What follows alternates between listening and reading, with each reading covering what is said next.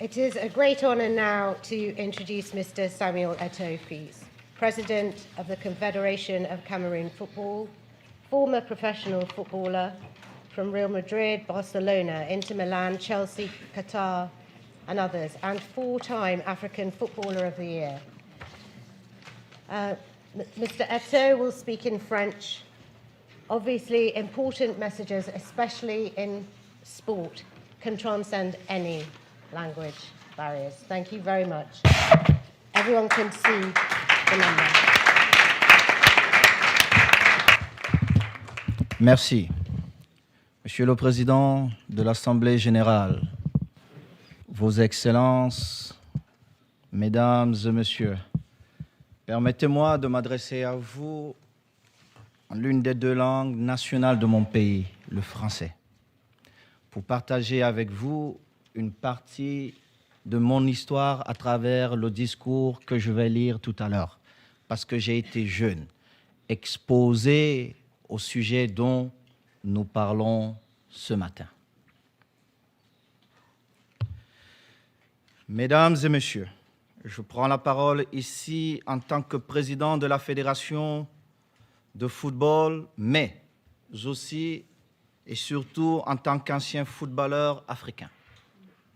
J'ai été jeune, j'ai rêvé moi aussi d'un avenir de footballeur professionnel en Europe. J'ai vécu les péripéties du départ en exil professionnel. J'ai enduré les difficultés d'intégration dans un environnement qui n'avait rien à voir avec le pays où je suis né et ai grandi. Je vous parle de vécu. J'ai beaucoup travaillé pour réussir, mais je reconnais aussi que j'ai eu plus de chance que d'autres jeunes de ma génération. Selon l'ONG Foot Solidaire, 6 000 mineurs quittent chaque année l'Afrique pour tenter leur chance en Europe.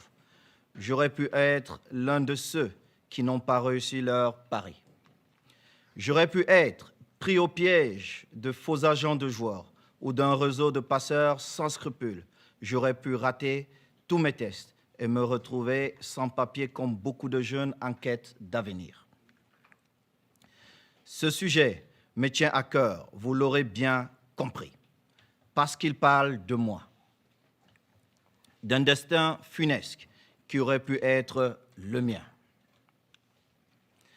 Mesdames et Messieurs, sans éluder les autres sports, je vais m'appuyer sur mon expérience dans la discipline que je connais le mieux, le football. En effet, les footballeurs africains évoluent aujourd'hui sur les terrains du monde entier et ils n'ont jamais été aussi nombreux.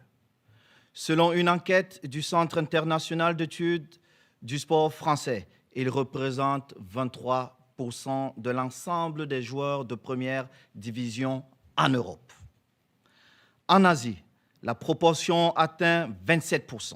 L'Afrique représente donc un réservoir de main-d'œuvre inépuisable et bon marché.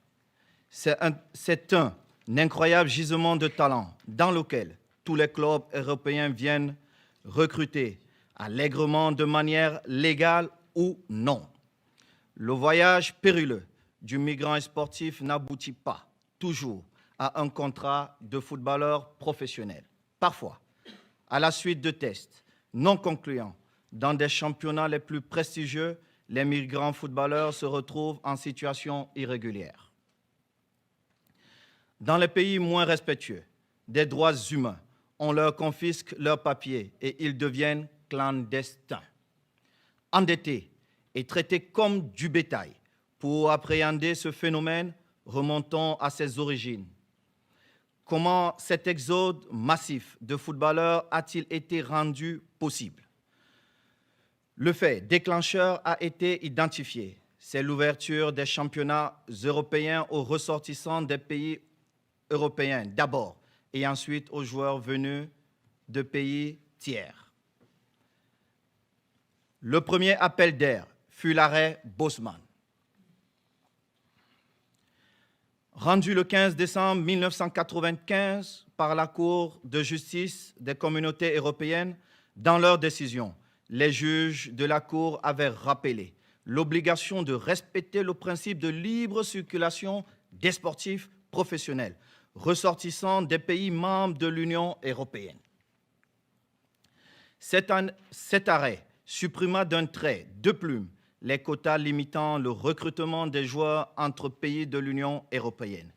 Le deuxième appel d'air est une jurisprudence intervenue 7 ans après l'arrêt Bosman. Il s'agit de l'arrêt Malaja, prononcé le 30 décembre 2002, pour vous rafraîchir la mémoire. Je rappelle que le recrutement de cette basketteuse polonaise avait été rendu possible par cette décision de justice, alors qu'à cette époque, la Pologne, qui n'avait pas encore adhéré à l'Union européenne, était encore soumise aux quotas visant les pays tiers. Les juges ont fait sauter ce deuxième verrou en vertu des accords de coopération entre les pays de l'Union européenne et les pays tiers. Les Africains ont été impactés par cet arrêt Malaja, par le fait de l'existence des accords de Cotonou, signés par les pays de la zone Afrique-Caraïbes-Pacifique avec l'Union européenne. En résumé, mesdames et messieurs, la migration des sportifs, qu'elle soit légale ou illégale, est le résultat de l'ouverture du marché du travail européen aux ressortissants des pays tiers. Les footballeurs, notamment africains, ont donc afflué. C'est humain. Parmi ceux qui ont échoué, beaucoup ne peuvent pas repartir chez eux à cause de la honte provoquée par leur échec. Il faut savoir que les familles s'est parfois endettées pour leur permettre de passer un test dans un club et la pression de la communauté est très forte. Certains sont donc récupérés par des réseaux criminels de prostitution et de trafic de drogue. Mesdames et messieurs, sur incitation de l'UEFA, la FIFA a adopté un règlement sur le statut et le transfert des joueurs dont une mesure a été adoptée interdisant le transfert international des joueurs de moins de 18 ans. Cette mesure vise à protéger les mineurs afin qu'ils deviennent une marchandise économique et une opportunité commerciale, tout en préservant leurs droits et leurs facultés. Elle a cependant engendré des effets pervers dans certains pays, notamment africains, car elle a accentué la fraude sur l'âge. Cela a poussé de nombreux footballeurs à falsifier leur identité dans le but de se donner une chance d'être transférés. Pour répondre à cette dérive, la FIFA, en accord avec les fédérations nationales, a mis en place une solution technologique, le passeport électronique du joueur. Le passeport électronique permet de suivre l'historique d'enregistrement d'un joueur à partir de ses 12 ans, aujourd'hui à partir de ses 7 ans. Sa fabrication est soumise à un protocole rigoureux. Dans un premier temps, un passeport provisoire est généré. Ensuite, à l'issue d'une enquête menée conjointement avec les clubs et associations membres concernées, la FIFA établit une version finale visant à garantir la transparence et l'exactitude des informations, tout en facilitant le calcul de la rétribution de la formation. Une fois le passeport final établi, une déclaration d'affectation est générée, indiquant le montant exact que le nouveau club doit payer à chaque club formateur. Le passeport du footballeur est donc un identifiant unique à usage mondial. Ce n'est pas la seule mesure.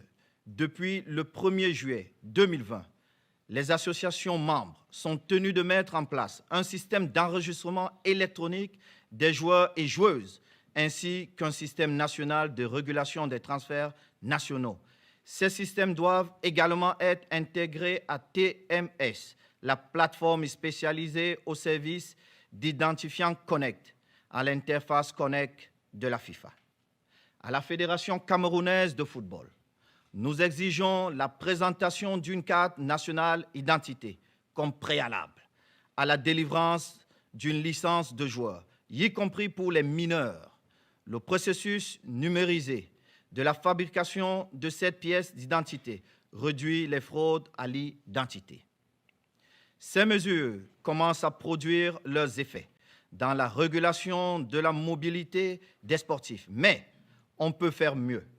Il est possible d'éradiquer ce fléau, notamment en adoptant la biométrie.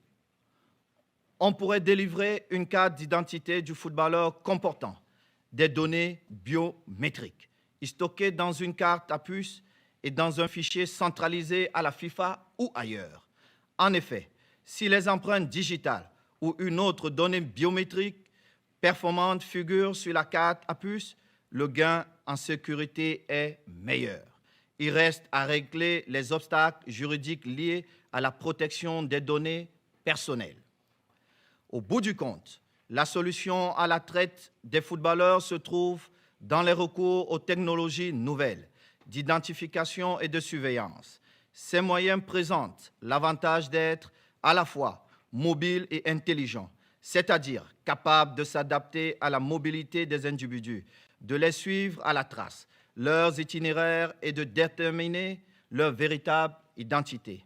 La solution se trouve également dans la mise en place d'un système intégré permettant une interconnexion entre les services de sécurité des États, les fédérations nationales et l'instance mondiale qu'est la FIFA. Pour ce qui nous concerne, à la Fédération camerounaise de football, nous faisons un travail de fond pour réduire l'attractivité de l'exil par la construction des infrastructures modernes et par l'octroi de revenus en os aux joueurs. Si nous parvenons à stopper cet exode, nous rendrons un fier service au continent africain qui a besoin de sa jeunesse pour se développer. Je vous remercie.